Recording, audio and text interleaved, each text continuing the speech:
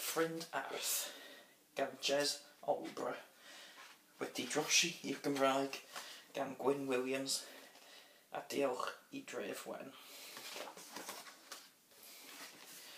Dyma Joe yn mynd am dro. Mae'n mynd efo Freddie ei dedi bach o. O, Freddie, medd Joe, dwi'n anhapus iawn ar fy mhen fy hun yn y coed drwy'r pnawn. Does gen I fi ddim byd i'w wneud. Does gen I ti ddim byd i'w ddweud. Ond waw. Hei, Freddie, medd Joe, yn pwyntio mewn braw. Edrych pwy sy'n eistedd ar garreg fan draw. Fo ydy'r tedi bach mwyaf erioed, ac mae'n perthyn i'r arth na sy'n byw yn y coed. Yn sydyn, fe gwerodd o lais mawr bas, oedd yn dod yn nes ac yn gweiddi'n gas. Ble yn y byd yr es ti, tedi? Tyrd, meddai Joe, fe guddion ni, Freddie. Daeth yr arth i'r golwg o ganol y llwyn, yn sychu dacrau o ymyl ei drwyn. Meddai, dyna ti, tedi? O, dwi'n anhapus iawn ar fy mhen fy hun ar hyd y pnawn. Does gen I ddim y ffrindiau na dim i'w wneud, a tithau mor ddistaw heb ddim i'w ddweud. Mae'n biti na fedri di siarad am mi. Meddai llais bach main. Pa dechreuo, da thi? Dwi'n ein unig heb ffrind yn y byd. Fe syllodd yr arth yn syrfdan a myd. Si brydodd y llais bach eto. Wel, dwi'n fodlon aros I siarad am spel. Roedd llygaid yr arth fel sêr yn ei ben. Fe sychodd ei ddacrau.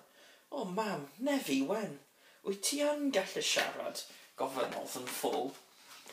Wrth gwrs mod i'n gallu, meddai'r llais bach yn ôl.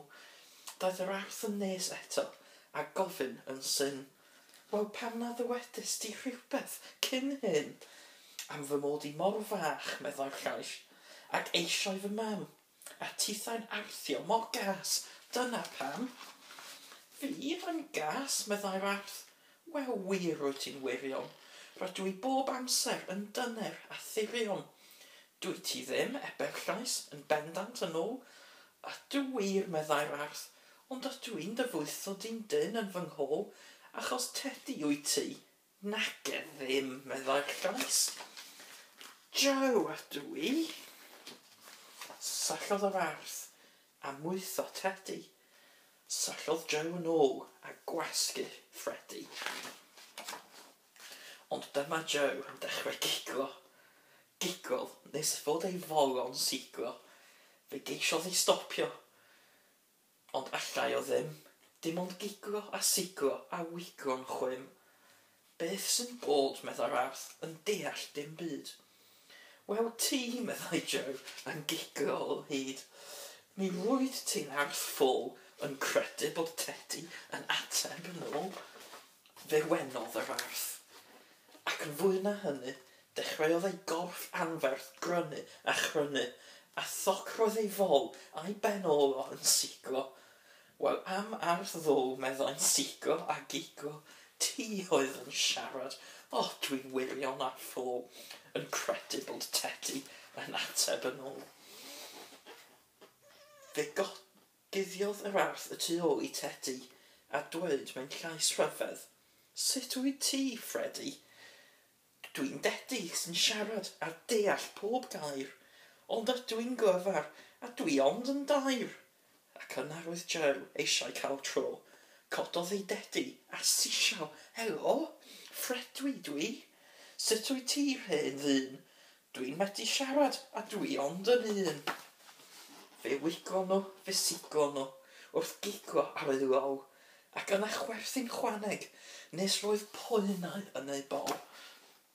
Yna dawnsiodd yr arth yn llon ar un droed, a chanu y gan fach hapusaf erioed. Dwi'n wirion, dwi'n ddwl, rhuodd nerth ei ben. Does yr un arth mwy gwirion yn byw dan y nen. Wahw, canodd Joe, dwi mor wirion a thi, ac mae Tedi a Freddie'n fwy gwirion na ni. A chwaraeodd y pedwar drwy'r pnawn ar ei hyd, I weld pwy oedd y gwirionaf I gyd. A phan ddechreuodd yr haul fynd I lawr, Daeth hi'n amser am ffarwel mawr. Meddai Joe, dyn ni'n ffrindiau. Pwy, meddai Ralph? Ti a fi wrth gwrs. Cododd y rath Joe yn uchel o'r llawr a'i wasgu'n ofalus yn ei freichiau mawr.